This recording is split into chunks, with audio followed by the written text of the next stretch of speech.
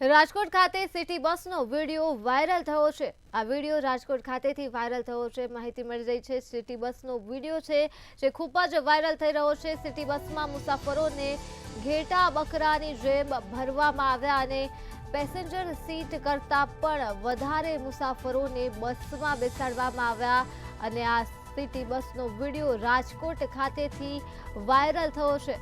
Social મીડિયામાં હાલ આ વિડીયો ખૂબ જ વાયરલ થઈ રહ્યો છે।